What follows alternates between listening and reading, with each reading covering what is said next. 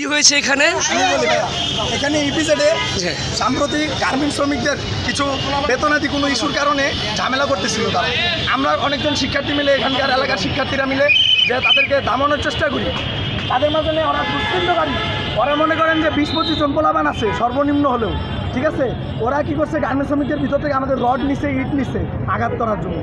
তারপর আমরা বুঝলাম যে কোনো ঝামেলা আছে, এদিকে আগে আসছি, সে দেখি লাঠি, মোটা লাঠি নিয়ে বাস বাইরে ভেঙে ফেলতেছে। তারপর তাকে ধরে নিয়ে আসছি, সে বলে স্টুডেন্ট, পরে কার্ড নাই। আচ্ছা, উনি কি একাই ছিল না সাথে আরো লোক ছিল? সাথে আরো লোক আছে, ধরতে পারি না। এই তুমি কি স্টুডেন্ট? স্টুডেন্ট তুমি? তাহলে তুমি স্টুডেন্ট পরিচয় দিয়েছো কেন? স্টুডেন্ট পরিচয় দিয়েছো কেন? আমি বাসার দিকে আসতেছি দুপুরে, ঠিক আছে। হ্যাঁ। তাও ওরা কইতেছে সবাই গাড়ি খেয়ে আমি কে বলছে? কে? ওই যে হ্যাঁ, লোক আছে। তুমি স্টুডেন্ট পরিচয় দিয়েছো কেন? আইডি কই তোমার? আইডি কার্ড কোথায়? তোমার সাথে আরো কয়জন ছিল?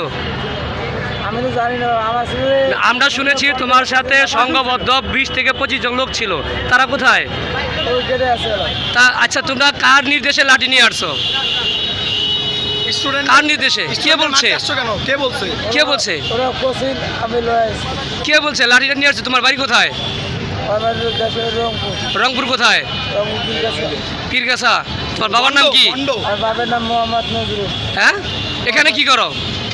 রাজমিস্ত্রি কাজ করি। থাকো কোথায়? বাদাল কার বাড়িতে? হ্যাঁ হ্যাঁ, তালতলা মসজিদ। নেতার নাম নিয়েছে, নেতার নাম বলো।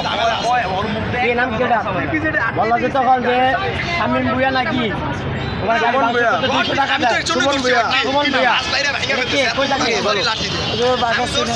বাসা ছিল না, তোমার 200 করে টাকা দেয়, 200 করে টাকা দেয় গাড়ি ভাঙচুর করার জন্য। এই কাজ কতদিন ধরে করতেছো? এই এই এই এই কত করে টাকা দেওয়া হয়? আজকে বলতো কত দিছে? দেয় না এলো। দিবে বলছে? কে বলেছে? ওদের লোক কইছে না। হ্যাঁ, আচ্ছা, তোমরা কটা গাড়ি ভেঙেছো? দর্শক, আমি কিন্তু এই মুহূর্তে রয়েছি আর নতুন রপ্তানির সামনে, ঠিক ইভিজেডের সামনে দেখতে পাচ্ছেন। এখানে গার্মেন্টস শিল্পের যে একটা বিষয় রয়েছে, সেখান থেকে ওরা একটা ছোট একটি না মোটামুটি বড় বড় ধরনের একটা চক্র বলা চলে। এখানে ছাত্র সমাজ থেকে তারা জানিয়েছেন ওরা ছাত্র পরিচয় দিয়ে কিন্তু গাড়ি ভাঙচুর করা শুরু করেছিল। পাশাপাশি আমরা এতটুকু জেনেছি যে তাদেরকে টাকা দেওয়া হয় 200 করে, তার বিনিময়ে তারা এইসব কাজ করে। মূলত তাদের উদ্দেশ্য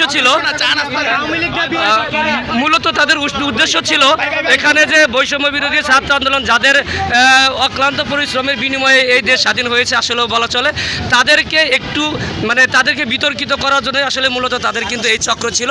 তো সেই চক্রকে ধরার জন্যই আসলে মূলত এখানে যারা স্টুডেন্ট রয়েছে তারা অক্লান্ত পরিশ্রম করে দৌড়িয়ে অনেকের মধ্যে থেকে কিন্তু একজনকে ধরেছে, আমরা এমনটাই জানতে পেরেছি।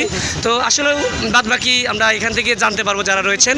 আসলে আমরা কীভাবে ধরেছেন একটু জানাবেন। আমি ইপিজেডের থেকে অ্যাম্বুলেন্স একটা অনেক মারাত্মক রোগী, কন্ডিশন অনেক খারাপ, তাই আমি সামনে আসছিলাম জ্যামটা ক্লিয়ার করলাম। জ্যাম দেখি সাইকেলের পর্যন্ত চলে গেছে, সুতরাং জ্যাম ছুটানো ইম্পসিবল, আরও সামনে যেতে হবে।